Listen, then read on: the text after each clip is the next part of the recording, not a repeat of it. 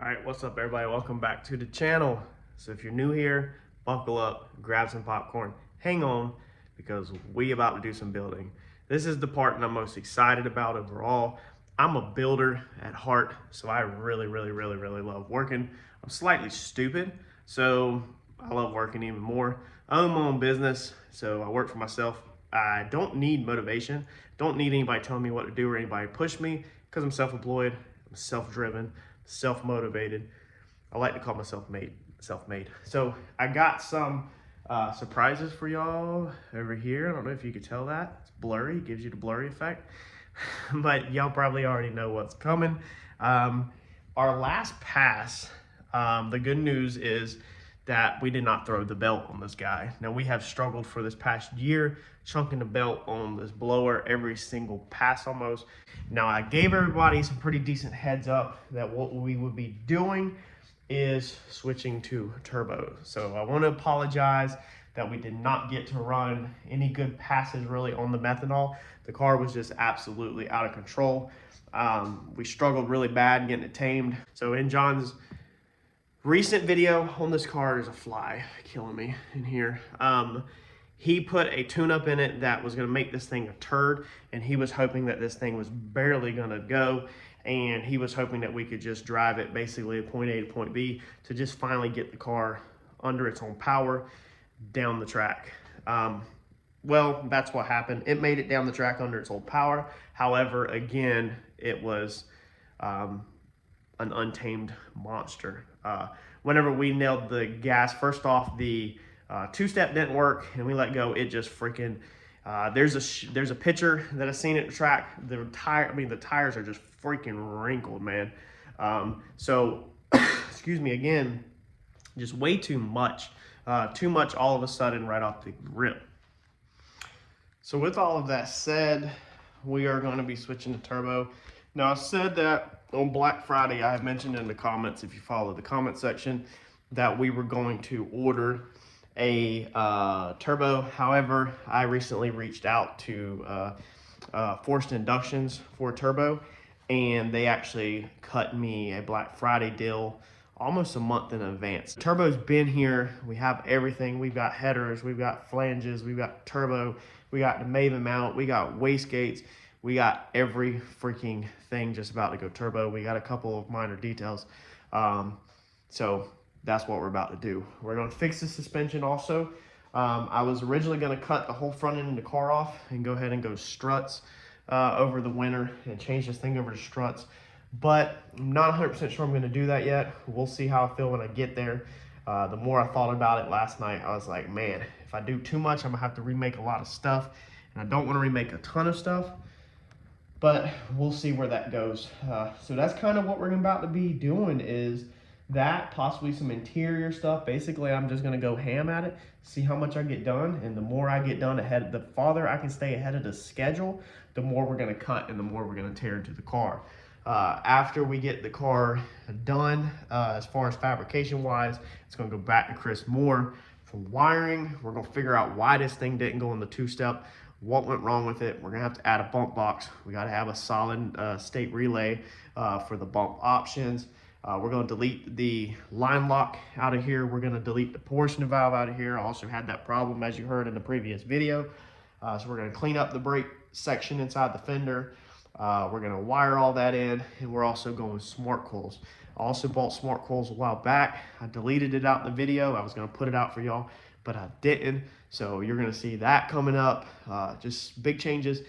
Stick around. Make sure you subscribe. Smash that like button for me, because when this thing comes back out, this thing should be a freaking monster. This is probably what y'all wanted to see.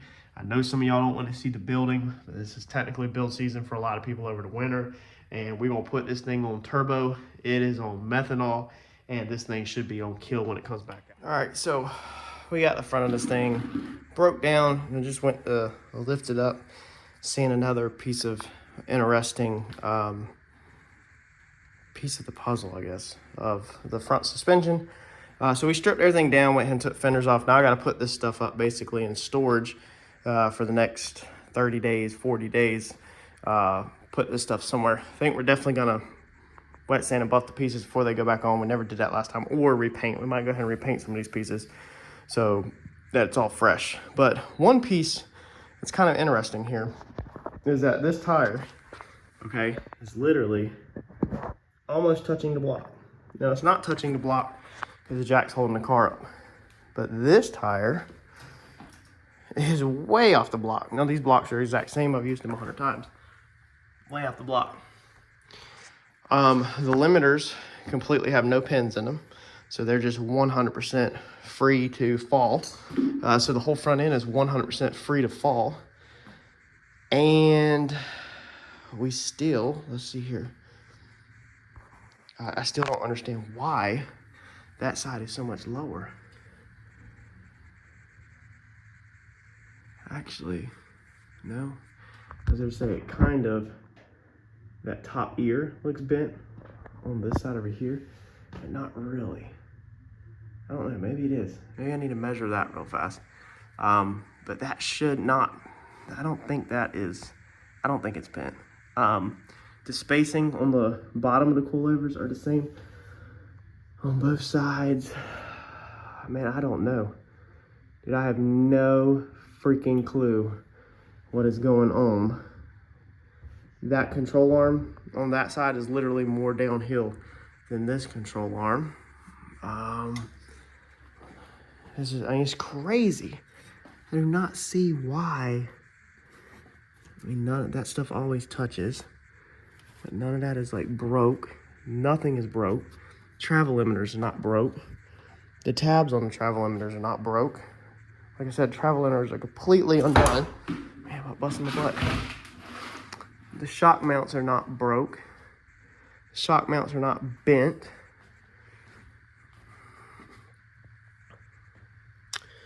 Said travel limiter is always undone. Open control on this arm on this side is not broke. Nothing is broke. It is so crazy. I don't understand. The same side that collapses down more, also spreads more.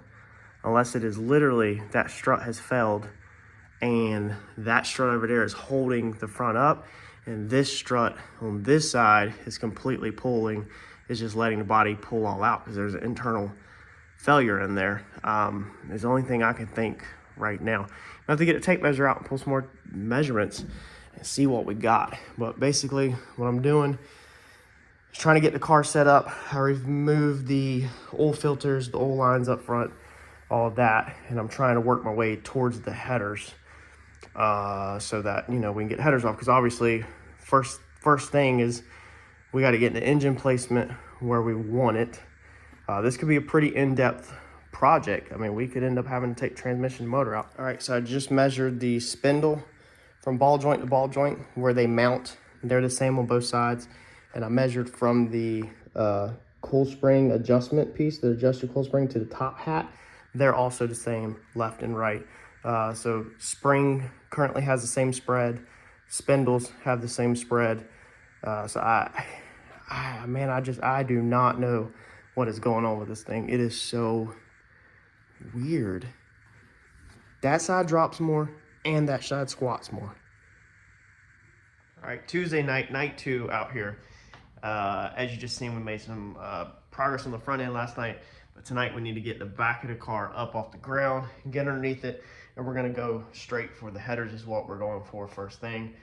Go for the headers and then just kind of see if it's even possible to slip the other headers in. I really do not think there is, because of the way the frame rails is and are, and I'll show you all that here in a few. If they won't slip in, which I'm pretty sure they won't, then we're gonna immediately go for unhooking the bell housing and get the motor out of the car. We'll leave the transmission in there. Pretty sure that the motor is gonna change, the transmission is gonna change, drive shaft's probably gonna change. I mean, everything is probably about to change on the whole entire car. Trans tunnel is gonna change, interior is gonna come out the car. I mean, I'm pretty sure that we're about to do some serious stuff.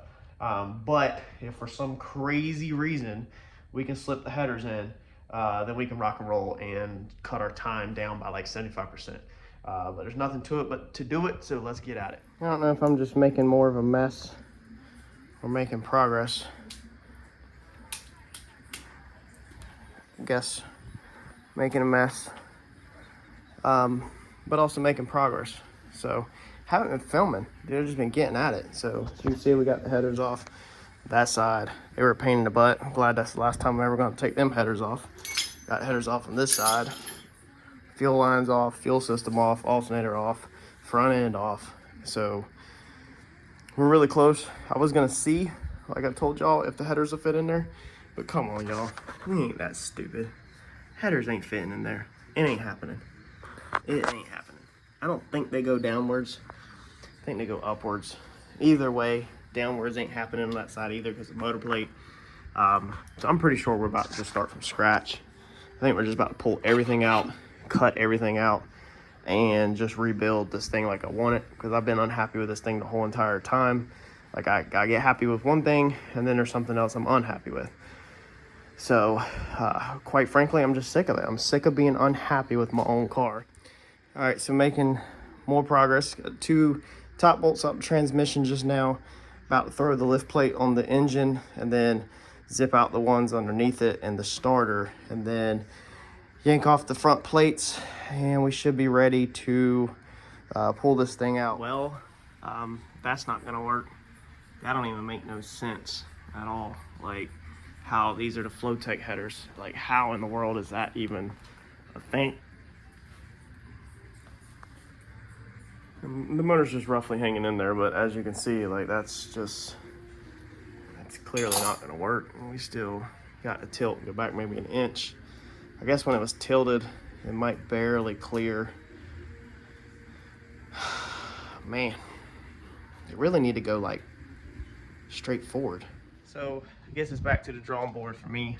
I guess I'm gonna have to go ahead and order some forward facing headers, because them downwards at a 45 jump, and I just looked them up, that's legitimately how they're supposed to go.